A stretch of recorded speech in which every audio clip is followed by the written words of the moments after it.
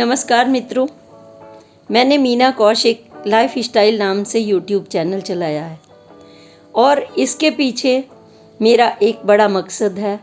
वो ये है कि हमारे छोटे छोटे ज़िंदगी के अनुभव आपके, मेरे, बच्चों के, समाज के, जब ये अनुभव मिलते हैं तो पता नहीं कितने ही लोगों को प्रेरणा दे जाते हैं और ज़िंदगी में अनंत सिलसिला है कुछ सीख लेने का और कुछ सीख देने का।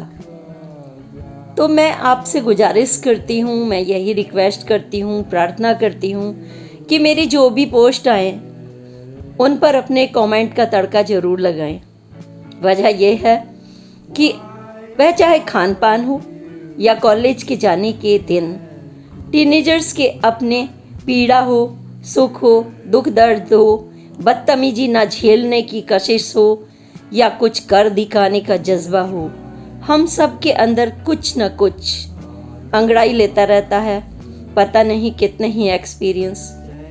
आप गांव की मिट्टी से अगर आए हैं तो आपने वह भी ज़िंदगी जी होगी, तेज तपती धूप में, सोने जैसे लहर लहराते गेहूं के खेत, या फिर पीली सरसों के सुंदर धरती को जगमग करते हुए वो खेत, या फिर आप उसको भी कह सकते हैं मिट्टी से बने हुए घर। अगर आप उसमें रहे हों तो मैं रही हूँ। मैंने अपना बचपन आधा मिट्टी के घर में और आधा पक्के घर में बिताया है। जोहड़ होता है वहाँ पर, शायद अभी भी होता होगा। उसमें से नन्हे नन्हे हाथों से गारा यानी मिट्टी की कीचड़ निकाल कर लाना, घरों की लिपाई पुताई करना, कच्चे चूल्हे पर पोता घुमाना और गाय के गोबर से पूरे घर को सजाना संवारना।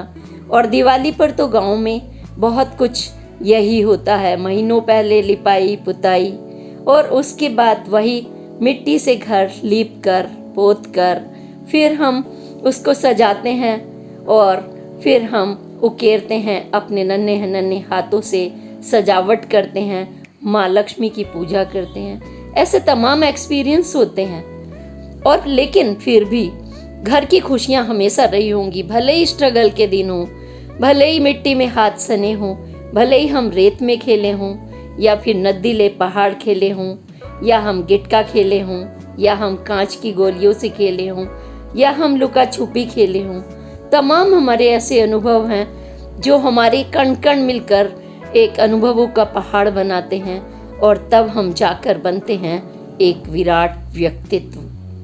और जब वह विराट व्यक्तित्व अपने अंदर अनुभवों के बहुत सारे खजाने को लेकर बैठा रहता है तो मुझे लगता है वो हमें एक दूसरे से शेयर ज़रूर करना चाहिए।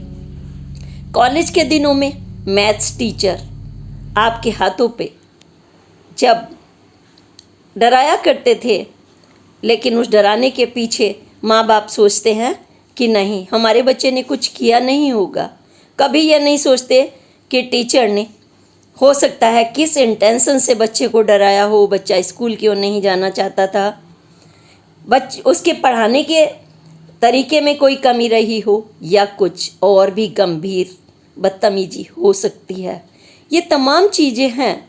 जब हम बड़े हो जाते हैं तब हमारा अनुभव ये कहता है कि उन तमाम छोटी छोटी चीज़ों को लेकर हम अपने बच्चों पर ध्यान दें, उन्हें डायरेक्टली इनडायरेक्टली कहानियों के जरिए पिरोकर आप बता सकते हैं कि हमें हर किसी से कितना सतर्क रहना है, या हमें अपने गुरुओं से कितनी अच्छी अच्छी बातें सीख कर आगे बढ़ना है। सच्चा गुरु वही है जो हमें मिट्टी के बर्तन की तरह से हमारे को शेप देता है और हमें बड़े बड़े व्यक्तित्व की तरफ ले जाता है। पढ़ाई में हम किसी भी व्यक्तित्व की बात करें, सीमाएं पद की नहीं हैं। एक छोटा सा बिजनेसमैन, एक बड़ा सा बिजनेसमैन और एक छोटा सा उद्यमी, किसी की भी बात कर लीजिए, चाहे वो छोले भटूरे बनाने वाला हो, वह अपने करोड़ों की बिक्री करके आज ब्याह शादी में किस तरह से आगे बढ़ता है। और आँखें जो हमारा महत्वपूर्ण रत्न है, जिससे कई बार समस्याएं आती हैं कि हम धुंधला देखते हैं और हम कहते नहीं हैं और सोचते रहते हैं कि हमें अच्छा क्यों नहीं दिख रहा, बहुत पैसे लगेंगे, चश्मा कैसे हटाएं। ऐसी तमाम चीज़ें हैं ज़िंदगी की जो आप शेयर करना चाहेंगे और मैं आपके साथ शेयर करूंगी। आप ही सबके अनुभव, आप उसमें अपने कमेंट ज़रूर लिखें। अच्छे और बुरे अनुभव सुंदर सुंदर छोटी छोटी क्लिप्स में मुझे आप भेज सकते हैं। लेकिन मैं फिर से कहूँगी, जैसे खाना बिना नमक के फीका लगता है, जैसे हलवा बिना चीनी के अच्छा नहीं लगता, चाहे कितनी भी मेहनत कर लो, इसी तरीके से आपके कमेंट के बिना मेरे ये अनुभव किताबों में बंद रहेंगे, मस्तिष्क में अपनी अंगड़ाई लेते रहेंगे। लेकिन आप इन्हें प्रोत्साहित करेंगे तो आपके और मेरे अनुभव बनकर एक मार्गदर्शक के रूप में बहुत कुछ कह जाएंगे, जिससे ज़िंदगी मीठी ही मीठी होगी। क्योंकि कड़वाहट से कभी ज़िंदगी नहीं चलती, ईर्ष्या से कभी ज़िंदगी नहीं चलती। चलती किस चीज़ से है कि हमें किसी ने गिराया तो हमें किस तरह से उठना है। जैसे धूप को कोई कुचल कर चला जाता है, लेकिन वो क्षण भर में वो घास की धूप उठकर फिर से लहर लहराने लगती है और उसे कोई नहीं दबा सकता। इसी तरीके से हम जब भी कोई स्ट्रगल करते हैं तो स्ट्रगल की मार हमारे को, हमारे व्यक्तित्व को कभी भी जो परिस्थितियां हैं कुचल नहीं सकती, बल्कि हम इससे और मजबूत होते हैं। हमारा ज़िंदगी में कुछ करने का जज्बा और मजबूत होता है और हमें हर चीज़ को, छोटी छोटी सी चीज़ को अपनी ज़िंदगी में सीख बना लेनी चाहिए। और यही सीख तो हमारी ज़िंदगी का वह ब्रिक है, ईंट है, गारा है, मिट्टी है, सीमेंट है और चूना है, सजावट है, जिससे हम सुंदर महल बनाते हैं। और यही बड़े बड़े महल फिर शाही बनकर हमें सुख के लिए ललकारते हैं और कहते हैं आपके पास घर नहीं, तो हमें बहुत बुरा लगता है जिसके पास घर नहीं है। तो इसलिए हमें कभी ललकार नहीं देनी है, हमें सिर्फ ये देखना है कि हम दूसरों के लिए क्या कर सकते हैं, अपने नन्हे बच्चे के लिए क्या कर सकते हैं, अपने परिवार के लिए क्या कर सकते हैं, हम अपने भाई बहन, पति पत्नी, माँ बहू, उनके लिए क्या कर सकते हैं। हमें इन छोटी छोटी लड़ाई झगड़ों की बातों से ऊपर उबरना होगा।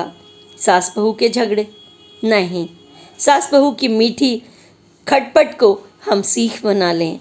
ये सास नहीं, ये मेरी माँ है जिसके साथ मुझे पूरी ज़िंदगी अपने पति के साथ सुंदर संसार बसाना है। मेरी माँ ने मुझे बड़ा करके इस घर में भेजा है, तो इसलिए भेजा है कि मैं अपने संस्कार से दूसरे के घर को भी सजा संवार सकूं।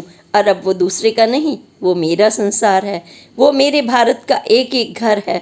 हर बेटी को ये सोचना है, हर सास को भी यही सोचना है, ये मेरी बेटी है, मैंने अपनी बेटी तो ब्याह दी, अब मेरे घर में दूसरी बेटी आई है। तमाम चीज़ें हैं। पति को भी हमेशा ये नहीं सोचना है कि अपनी ही पत्नी को खाना पीने बनाने में हम उनको प्रोत्साहित ना करें और उनको उलाह ना दें, आज तो ये अच्छा नहीं बना, वो अच्छा नहीं बना।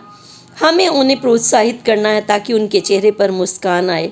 जब वह किचन से निकलें तो हंसते हंसते आपको खाना सर्व करते हुए उन्हें लगे कि आज उन्होंने एक किला जीत लिया है। और हाँ, मैं सिर्फ ये पति के लिए नहीं कह रही हूँ, मैं पत्नियों के लिए भी कह रही हूँ। जिस घर में प्यार से खाना बनता है, प्यार से, सुकून से, मिठास से हम पति पत्नी और बच्चों के लिए जब कुछ करते हैं तो वो घर इतना सुंदर बन जाता है। ना उसमें बीमारी रहती हैं, ना उसमें कुछ संकट बाधाएं आती हैं, ना उसमें कभी झगड़े होते हैं। वो घर सबसे प्यारा घर होता है जिस घर की स्त्री, जिस घर की बेटी, जिस घर का बेटा, जिस घर का पति एक दूसरे से प्यार करते हैं। घर में गिलास गिर गया है, खन्न से आवाज़ आती है, लेकिन वो सिर्फ पत्नी ही उठाएगी या बेटी ही उठाएगी, नहीं। हमें इन सब सोच से आगे बढ़ना है। हमें क्या करना है, हमें अपना योगदान देना है।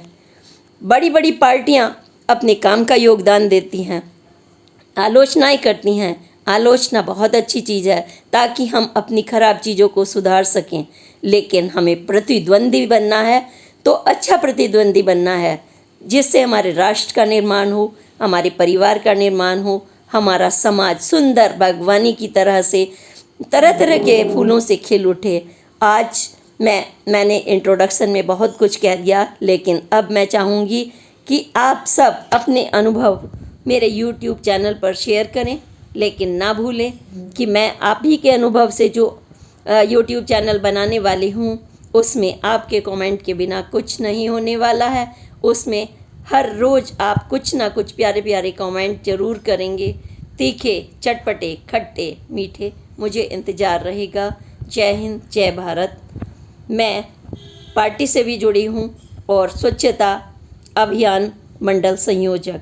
मैं चाहती हूँ मन स्वच्छ रहे, तन स्वच्छ रहे, घर सुंदर रहे, राष्ट्र सुंदर हो और हम एक सुंदर मैसेज दे सकें, वसुदैव कुटुंबकम।